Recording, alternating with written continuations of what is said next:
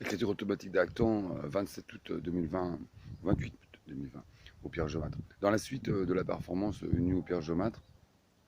l'entièreté même de ce que représentent les fragments, les segments, les séquences initiées depuis juin 2020 et mise en ligne, accessible sur le site crao.org, vous propose donc un ensemble de référents aussi textuels, des billets SEAM aux publications, Laurent Boffy SEAM, tels que, surtout et avant tout, Groupe Esther 21, Les Lumières du Rwanda, crao.org, à savoir une proposition de matrice de réparation dans toute une réflexion scientifique et interdisciplinaire issue de la conférence Le génocide des Tutsis et les champs de reconstruction des savoirs qui avaient déjà eu lieu, très anticipatrice, en juillet 2008 à Kigali au Rwanda, organisée par l'Interdisciplinary Genocide Studies Center de Los Angeles, avec Jean-Pierre Berkeley, Karagai, à l'université de Berkeley, et la Commission nationale de lutte contre le génocide au Rwanda, qui était à l'époque dirigée par Jean de Dieu Mussou. Or, sur les bases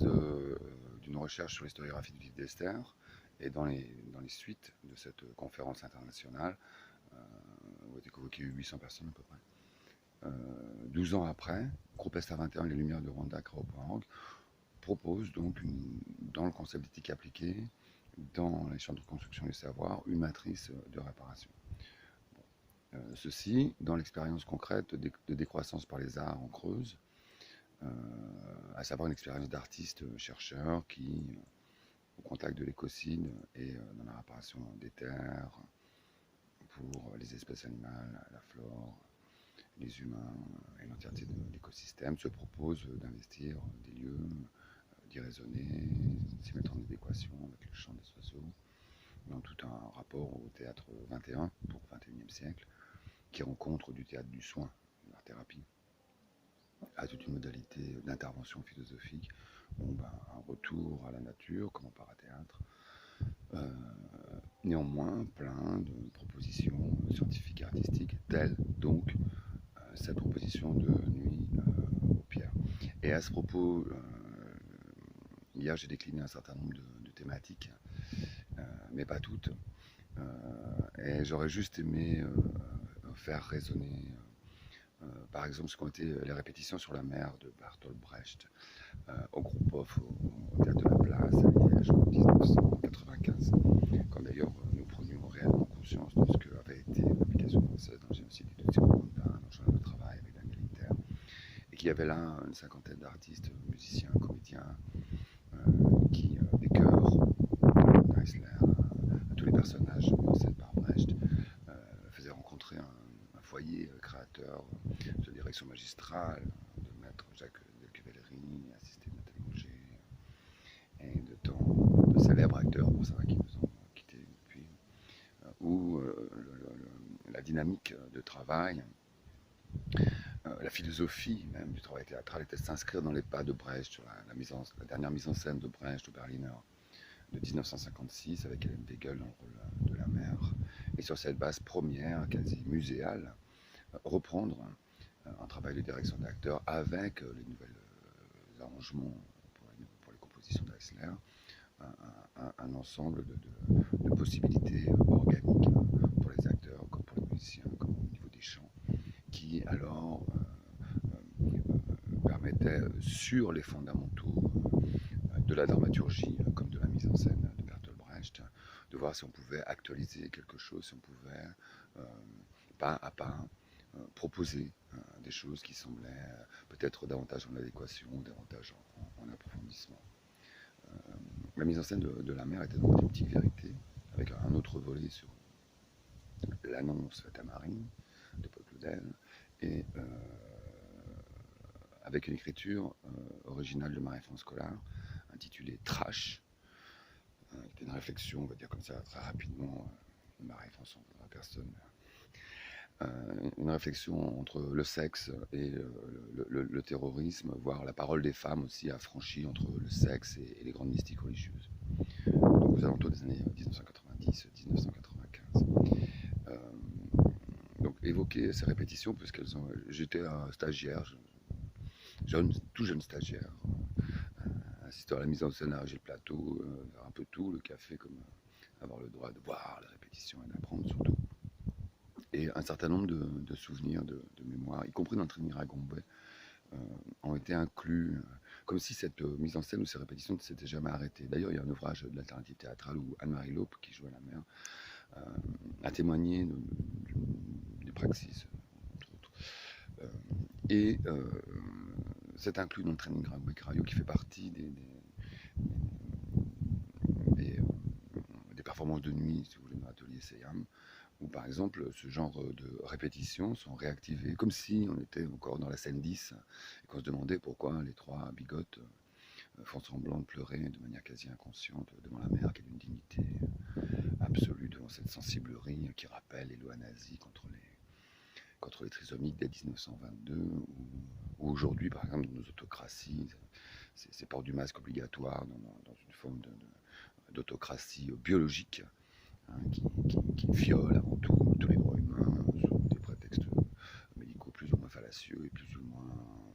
ultra critiqués d'ailleurs par les médecins professionnels.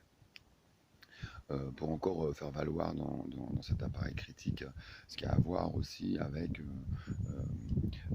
par exemple, les marionnettes, quand donc dans BCAG Don Juan et la prière au Père, il s'agit d'une scène aussi référente à Trash dans le performeur qui joue, un personnage féminin, référent à l'écriture de Trash de Marie-France, et où le rapport aux marionnettes aussi s'inscrit dans la pièce de Maurice Sand, dans les matériaux cités dans d'autres extraits, sur ce que représente alors quasi théologico-politiquement l'émanation de la marionnette, de la main de Dieu dans nombre de peintures de grands maîtres, jusqu'à effectivement ce que cette petite poupée, hein, dans l'histoire des arts et du rapport au divin, a présenté aussi de la laïcité, de l'acte humain à pouvoir factuellement représenter quelque chose d'une mystique, quelque chose d'une féminité, de célestal, du temple, qui est l'univers, et où la praxis de la marionnette, tel que ça avait été esquissé par un début d'Arlecchino dans la performance de 2013 du procès des criminels français au Rwanda avec la main, puisque ça a été repris dans le film initiant cette performance en juin, et qu'encore des photographies, il y a une certaine forme de praxis ici au Pierre. Ce rapport aux marionnettes s'inscrit authentiquement dans ce que au XXIe siècle, et quand on voit tous les problèmes de traumatisme et de deuil, où même les enfants sont soumis à des formes d'électrochocs télévisuels, ou de téléphones portables, d'ordinateurs, dans des mesures inconséquentes vis-à-vis de ce que enfant on a pu vivre quelquefois d'un rapport, comme ici, à la nature, aux arbres, au temps, à l'espace, à une liberté visuelle, à une profondeur de champ visuel,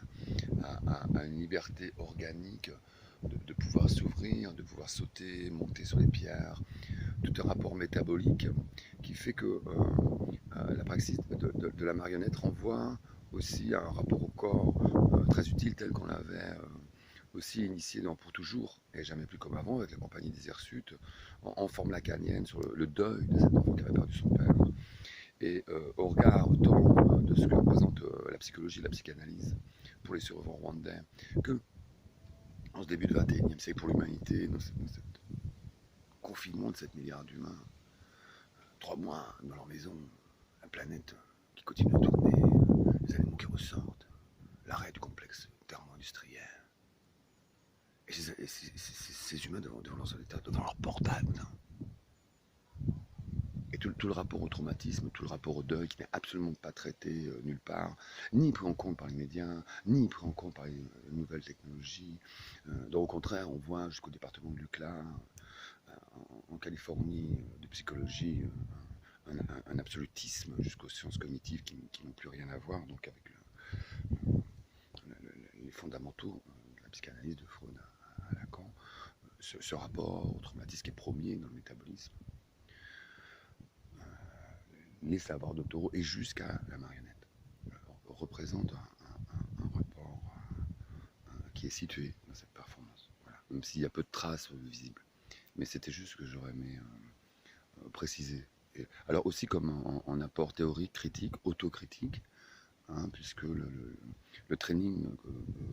continue. Ryan Gobekhaï dans l'atelier du Pan Seyam, souvent en autocritique, souvent en critique théorique, souvent en analyse. Peut-être il y aura des prises à l'intérieur de l'atelier de peintre pour juste donner le rapport entre le lieu naturel, l'investissement corporique, théâtral, performé dans la performance, et aussi le contrepoint critique. Bon, bah, très bonne étude.